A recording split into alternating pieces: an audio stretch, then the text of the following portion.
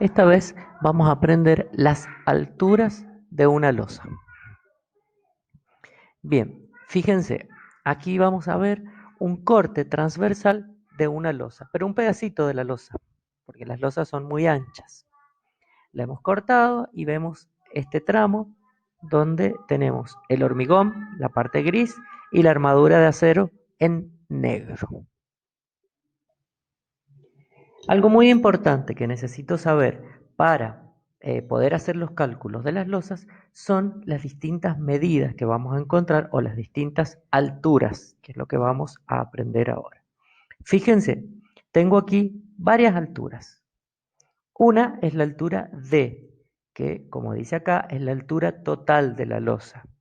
Otra altura, y creo que la más importante, es la altura útil, representada con una H.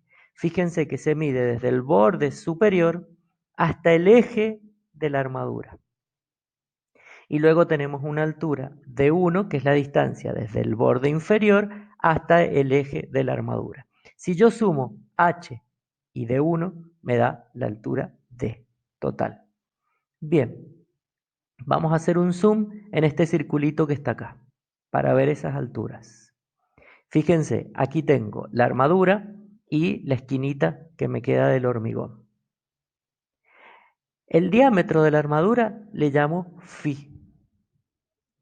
Esta distancia desde el borde inferior de la armadura hasta el borde inferior del hormigón se llama recubrimiento de hormigón. Es una capa de hormigón que necesitamos para que el hierro o el acero no quede expuesto a la humedad y que se pueda oxidar. Entonces esa capa tiene un espesor mínimo que es de 2,5 centímetros. La distancia de 1 dijimos que es hasta el eje de la armadura. Entonces, ¿cómo puedo encontrar la distancia de 1 con este dibujito y con las medidas que acabo de decir? Primero, sería el recubrimiento más la mitad del diámetro de la armadura. El recubrimiento nosotros dijimos que vale 2,5 y el hierro o la armadura generalmente es de 6 milímetros. Entonces aquí sería 6 milímetros dividido 2. Tengo que tratar de usar siempre las mismas unidades. Si este está en centímetros, este también. Si está en milímetros, es milímetro. Bien, la altura máxima, o la altura total, perdón, que se llama D, desde el borde superior hasta el borde inferior de hormigón, tiene medidas mínimas en el espesor. Aquí lo vamos a poder leer, que lo tiene que cumplir cuando hagamos los cálculos. La altura útil hay que calcularla. Esa altura útil H, que como vimos en el dibujo, lo volvemos a ver, va desde el borde superior del hormigón hasta el eje de la armadura, se calcula con esta fórmula. Luz de cálculo dividido un coeficiente m. La luz de cálculo la aprendimos a calcular clases atrás y la tenemos calculada para todas las losas.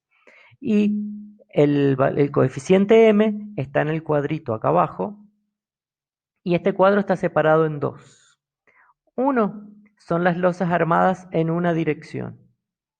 El otro cuadro que está al lado, losas armadas en dos direcciones. Ahora vamos a empezar con el primero, losas armadas en una dirección.